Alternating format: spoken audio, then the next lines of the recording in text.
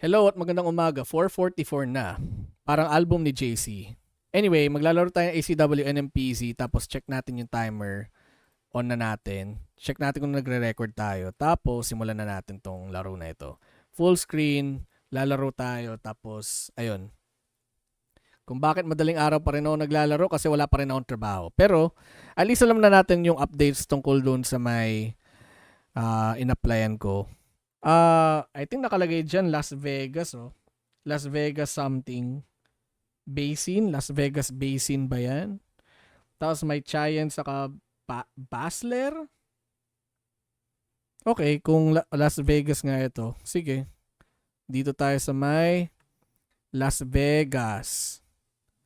Papuntang Basin. Ano yung kalsada? Chayen. Chayen! Di ba kanta yun ni Jason? Jason Derulo! Chayen! Oh, pero walang makita. Sana si Chayen? Chayen! Hoy, Chayen! Nasaan ka, Chayen? Kanta ni Jason Derulo yan eh. Chayen! Hindi ko makita si Chayen, bro. Pero pipindutin ko na lang si Las Vegas. Hindi ko makita si Chayen. Tinamad ako. Anyway, round number 2. Nasa Pilipinas tayo. May ganitong klaseng pole. Malawak yung kalsada. At higit sa lahat, ayun lang. Wala na akong ibang masabi. Pipindot na lang ako sa Mindanao kasi dito ata kadalasan may mga malalawak na kalsada eh. Pero di ko alam kung nasaan sa Mindanao ito. Ayun, okay. Sakto lang. Sa may Davao. Tapos ito, makikita natin yellow and black yung chevrons tapos malalaki yung road lines, mahaba yung road lines, tapos may river. Pero sa totoo lang, ang dami kasing river ng Norway, kaya mahirap i-region guess yan. Okay, nasa baba lang pala.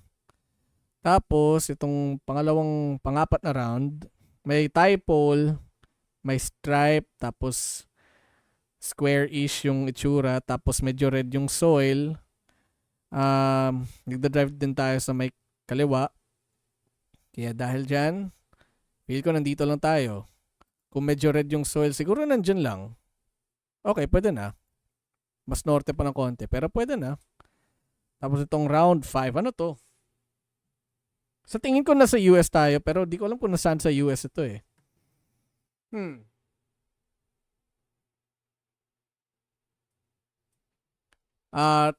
Di ko alam kung bakit, pero vibe ko yung Northeast. Itong area na to, New England. Pero di ko alam kung tama eh. Kaso wala akong alam dito. Maswerte na lang kung jumakpat tayo dito, pero okay lang kung magkamali. Nasa, ano to? Anong syudad yan? Laporte. Okay. Laporte. Tapos ayun, birthday ng tatay ko ngayon. At di ko alam kung may handa siya sa amin. Kung magbabalak siyang magbabalak siyang mag-imbita para lumabas or di ko alam eh. Russia ba to or ano to? Or di ko alam eh. Alam mo, inisip ko parang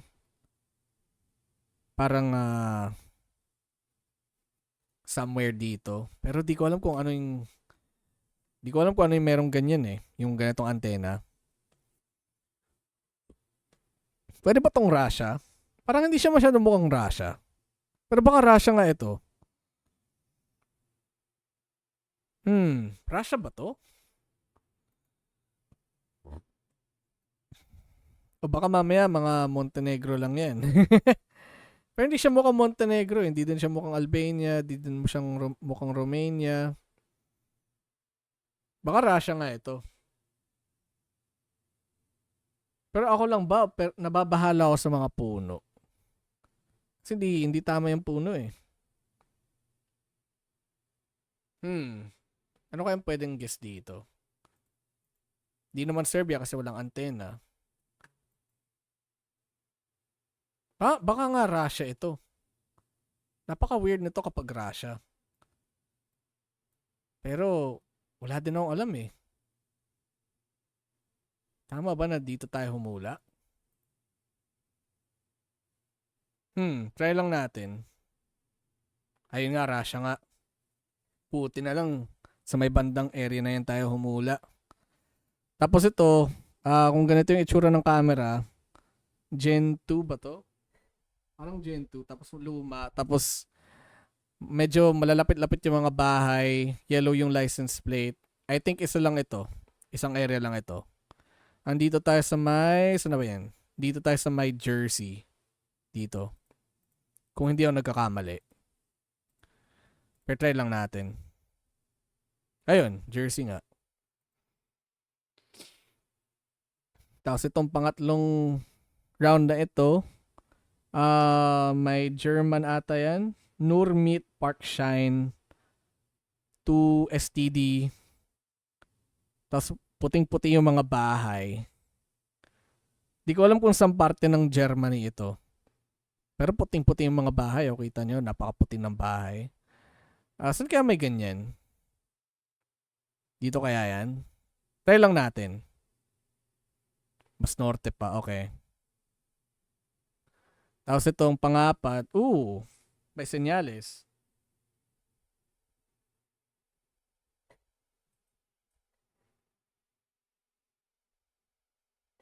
Tinatry ko siyang basahin. Nakalagay ata Hastova o Hastovo. Tapos Kartehali. Pero mukhang Bulgarian kasi yung sign eh. Yung senyales na yan, mukhang Bulgarian.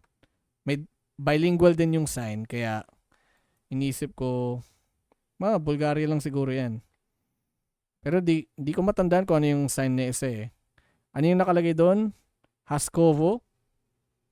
Oo, Haskovo. Haskovo, Norte, Karteli, sa Timog. Karteli? Ano yung Karteli? May Karteli ba?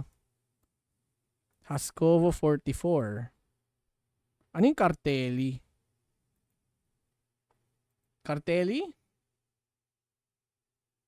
Di ko alam po. Bacaloyansi. Di ko mabasa eh. Hindi ko mabasa yan. Try ko maghanap ng senyales dito. Kardzali siguro. Tapos ganyan. Baka nandito akala ko nandito. Sayang. Okay na sana kaso mukhang mali yung senyales. Pero 10 kilometers lang oh. So, ibig sabihin malapit-lapit pa tayo doon ng konti. Saan na yun? Saan yung nabasa natin? Gagi na wala yung binasa natin. Ayun, si Kardzali.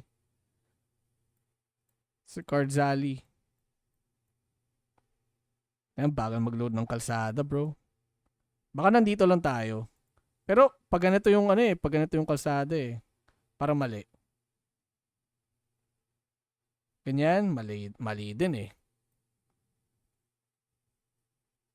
Ito siguro medyo tama, pero di ko alam. 10 kilometers ba?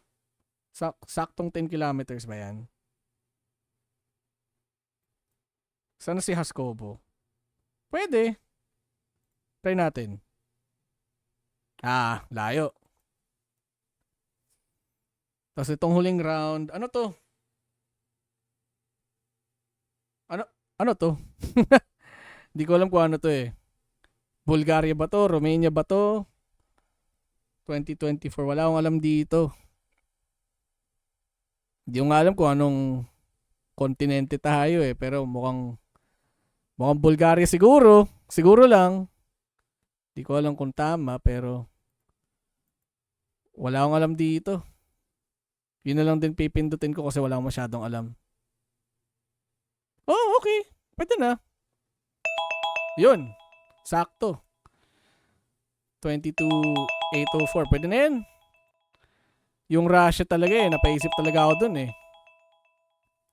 Anyway, dahil tapos na yung timer at 2 games ang nalaro natin, pwede na yan.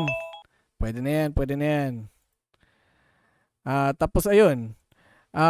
So ngayon, bala ko is sa weekend, kunin ko yung graduation photo ko kasi mahigit isang month na mahigit isang buwan na since nag-photoshoot ako tapos mga 2 weeks ago lang nila ni-release yung graduation photo namin.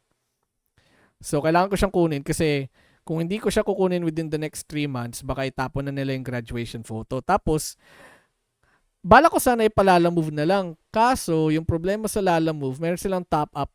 Hindi naman ako masyadong gumagamit ng Lalamove So, ba't pa ako magta-top up kung hindi ko naman siya masyadong gagamitin? Isang beses lang naman ako magpapalala-move. Kasi, yung recommend ng photo studio na yun is either pumunta ako doon or magpalala-move ako. Pero kung magpapalala-move ako, 350 yung gagastusin. Tapos hindi yung buong 350 yung gagamitin, parang mga magkano lang yun, mga 100 something lang para kunin lang yung imahen, yung graduation photo. Baka masayang lang, 'di ba? So hindi ko na lang i-avail yung Lalamove. Try ko na lang kunin pero bala ko kasi dapat ngayon pero yun nga kasi may birthday yung tatay ko ngayon tapos coding din yung kotse. So, hindi ko siya makukuha ngayon. Anyway, ito yung laro natin. 2 games lang. Pero, lumagpas na kasi tayo sa 10 minutes Pero ayun, okay na to. See guys, next time ulit. Yung next na mapa, siguro naman. Ano ba maganda? A competitive world siguro o AI gen. Siguro a competitive world na lang. Mas mahirap yun. Pero yun, salamat sa panonood at peace.